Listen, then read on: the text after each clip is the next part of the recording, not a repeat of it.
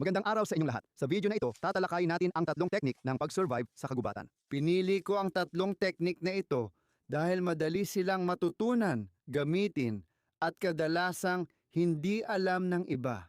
Magagamit natin ito saan man sa kagubatan at balang araw ay magiging kapaki-pakinabang ang mga ito. Sa sitwasyon ng pag-survive, karaniwang pag-hiking, o kahit sa bivouac o camping. Huwag kalimutan, sa hirap ng kondisyon, kalikasan ang nasusunod, kaya mahalaga ang kaalaman na makakapagbago ng sitwasyon. Makikita ninyong madali at kayang isama ang tatlong teknik na ito. Iminumungkahi kong mag-ensayo kayo nito para masiguro ang pagiging posible at epektibo. Ngayon, ang unang teknik ay isang teknik na magpapahintulot sa atin na hasain ang iba't ibang uri ng talim, mapakutsilyo man, maliit na palakol, palakol o iba pa. Ginagamit natin ang teknik na ito sa gubat kapag walang bato dahil karaniwan, bato ang gamit sa paghahasa ng talim. Maaaring ito ay batong dala natin, pero maaari rin itong bato na makita natin sa paligid. Dito, wala talagang kahit ano dahil nasa gubat tayo, wala ring batong apog dito. Kaya gagamit tayo ng luwad at makikita natin kung paano natin ito gagawin.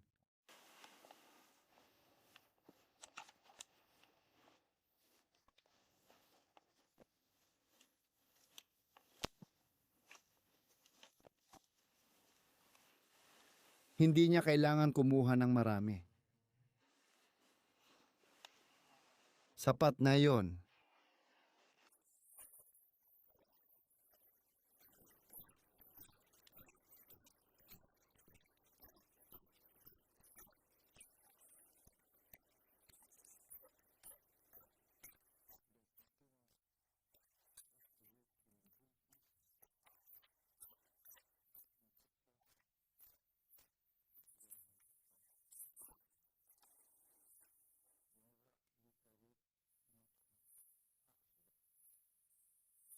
Kaya, kung katulad dito, may maliliit kayong bato.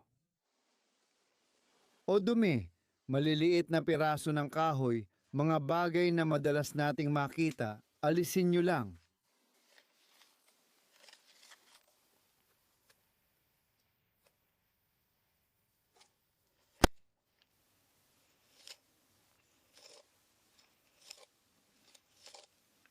Tulad ng sa anumang tamang paghasa, kailangan ninyong panatilihing pare-pareho ang anggulo sa pagitan ng ibabaw ng hasaan at ng kutsilyo.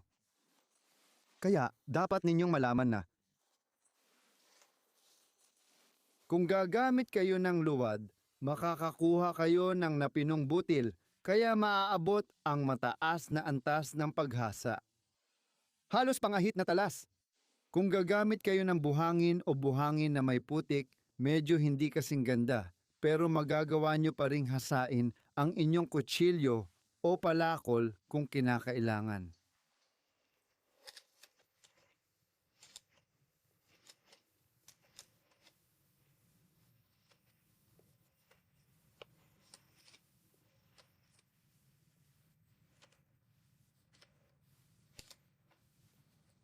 Kaya, ang mahalaga sa teknik na ito ay kailangan talagang gumamit ng patayong kahoy. Ibig sabihin, kahoy na pinutol patayo ayon sa direksyon ng hibla. Pag naihasa mo na ang talim, pwede ka nang gumamit ng kahit anong kahoy.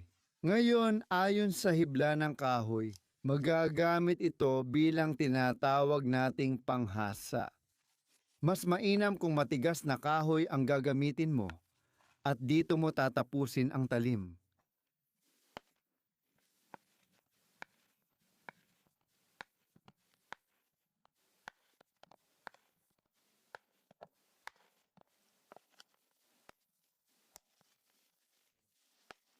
Linisin mo na lang ng maayos ang kutsilyo.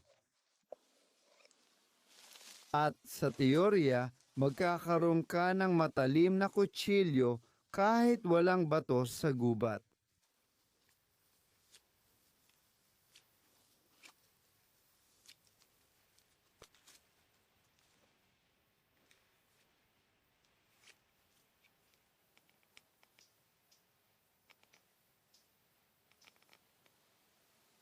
Ayan, hindi naman ito kasing talas ng labaha.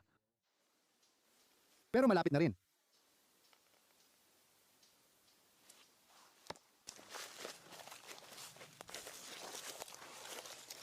Ngayon, tatalakayin na natin ang pangalawang teknik sa video na ito. Ngayong may matalim tayong kutsilyo, ipapakita ko kung paano hatiin sa kalahati ang isang buong troso sa haba nito. Bakit nga ba natin ito ginagawa? Una, madodoble nito ang ating mga materyales. Dahil mula sa isang troso, magkakaroon tayo ng dalawang troso o dalawang kalahating troso. Kaya madodoble ang ating mga materyales. Minsan, kapos tayo, hindi tayo makakaputol ng marami. Kaunti lang ang meron. Kaya maganda na madagdagan pa kahit kaunti. Kahit konti, dagdag pa rin. Pangalawa, mas madali ang pag-assemble. Itong mga kalahating troso, gagamitin natin ito lalo na sa paggawa ng mga gamit para sa pagluluto ng pagkain, tulad ng mga grill, tatluhang patungan, at mga tusok. Pwede ninyong hatiin ito sa 2 o 4 gamit ang teknik na ituturo ko. Siyempre, mahalaga rin ang paggawa ng mga silungan gamit ang mga kalahating troso. Marami talaga kayong pwedeng paggamitan nito, lalo na sa kalikasan. Kaya sa simula, kailangan ninyong humanap ng isang palumpong o maliit na puno para maipwesto ang troso sa ganitong paraan. Malalaman ninyo mamaya kung bakit. Ang unang bagay na dapat gawin ngayon ay tukuyin ang direksyon ng paglaki ng piraso ng kahoy. Ibig sabihin, kailangan palaging putulin ang kahoy mula itaas pababa. Dito, makikita na mas makapal ang bahagi rito at mas manipis dito, kaya alam nating ang itaas ay nandito. Ang kahoy ay lumaki ng ganito, kaya puputulin natin ito mula itaas. Ilalagay natin ang sarili sa tamang posisyon at sisimulan ang pag-ukit. Ngayon, kailangan nating mag-ingat kapag sisimulan nating buksan ang kahoy dahil kadalasan ang bitak ay magsisimula ng mas malaki sa isang gilid kaysa sa kabila. Magkakaroon kayo ng isang gilid na lalapad, kalahating bilog na mas malaki sa kabila. Kaya kailangan nating bantayan ito at siguraduhing hindi masyadong bumilis ang ganitong pangyayari. Kadalasan, sa mga buhol, kagaya nito dito, magsisimula ang ganitong pangyayari. Dito, hindi pa masyadong masama ang sitwasyon ngayon. Pero dito, nakikita ko na. Kita nyo, may buhol dito at sa bahaging ito, nagsisimula ng numipis. Kendall Dumancho Avie. Kondisyon? Instruktor ng Podlushenayatat. Aayusin nito ang paglihis ng bitak, kaya magpapatuloy tayo ngayon sa pag-iisip nito. At kung mapapansin natin ang isang tabas, kailangan nating magsimula ulit.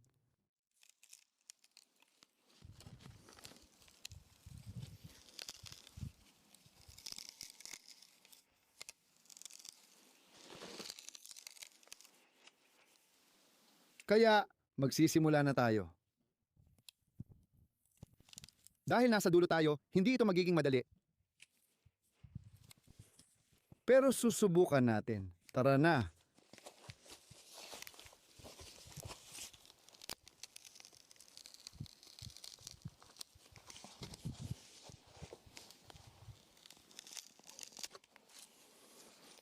At ayan na. Kaya, pag-isipan ninyo ito na baluktot, may buhol, at sinulid na hindi tuwid. Kung di natin ginamit ang teknik na ito, malamang wala tayong 2 kalahating bilog sa dulo. Malinis nga, pero magkaiba talaga ang 2 piraso. Ngayon, tingnan natin ang huling teknik na tinalakay sa video. May kalahating troso na tayo, kailangan nating itali gamit ang mga tinik na parang bulak na madalas makita dito. Kaya hahanapin ko ang mga tinik. Lalo na sa mga lugar na ganito, kung saan may mga suporta silang aakyatan at hindi masyadong maliwanag. Kaya magkakaroon tayo ng mga tinik na sobrang hahaba. Makikita natin mamaya na pwede rin itong gawin gamit ang iba pa bukod sa mga tinik. Pero ang mga tinik ay talagang bagay para sa trabahong ito. Kaya dito, madali kayong makakahanap ng mga tinik na umaabot ng 5, 6, minsan 10 metro. Ang teknik ay panatilihin ang tinik na nakatayo, tapos alisin lahat ng tinik gamit ang kutsilyo. Pagkatapos, makikita ninyo Gagamitin natin ang prosesong ito sa pagtali ng mga troso. Sa huli, ang ginagawa natin ay isang lubid. Mahalagang malaman na pwede ninyong gamitin ang teknik na ito sa iba't ibang maliliit na puno, gaya ng hazel o anumang punong kahoy na meron dito. Sa kahit anong bansa at kagubatan, madali kayong makakakita ng mga palumpong o baging na pwedeng gamitin. Pero ang ligaw na ronsilyo ay kakaiba, napaka-fibrous at perpekto para sa teknik na ipapakita ko. Ngayon, kapag malinis na ito at wala ng tinik, kumuha kayo ng maliit na piraso ng kahoy na hinati gamit ang kutsilyo at ipitin ninyo ang dulo ng ronsilyo. At sa puntong iyon, magagawa ninyong paikutin.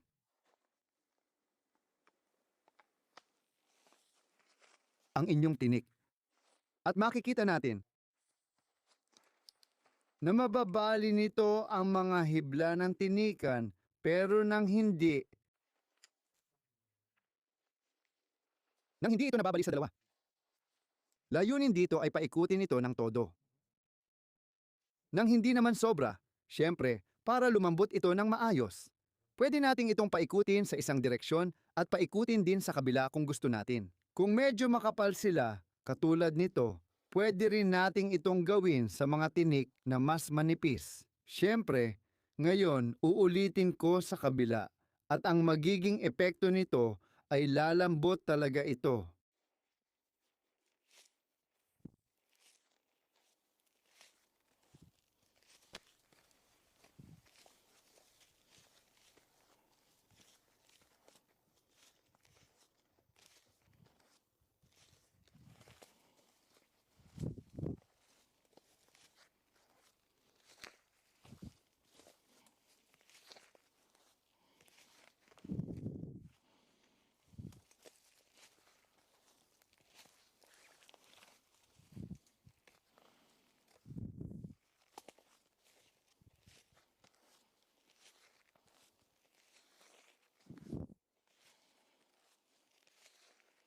Pag natapos natin balutin ito, maghanap tayo ng puno na may tamang kurbada, hindi masyadong maliit ang diametro. Siyempre, hindi naman sobrang liit ang puno at tuloy natin itong pinapalambot.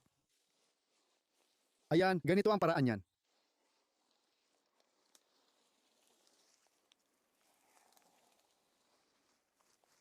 Ngayon, para pagdugtungin ang dalawang bahagi, sisimulan ko na at gagawa ng square lashing.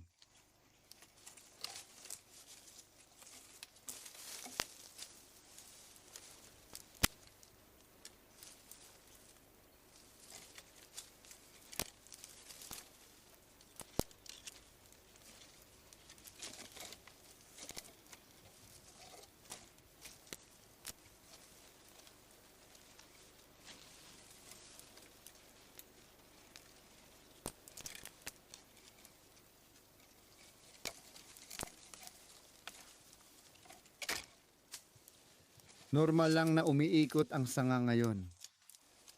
Sa totoo lang, ang pag-ikot ay nagdulot ng pagiging mas malambot nito.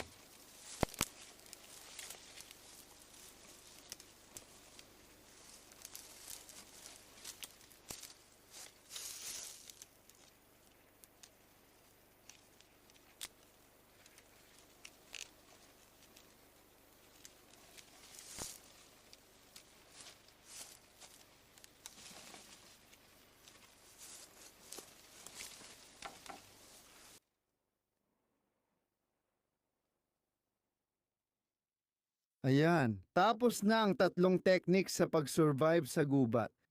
Sana nagustuhan ninyo ito at may natutunan kayo. Lalo na, tandaan ninyo na maraming detalye at iba't ibang paraan na hindi ko na ipaliwanag. Hanggang sa muli para sa mga bagong paksa sa susunod na video.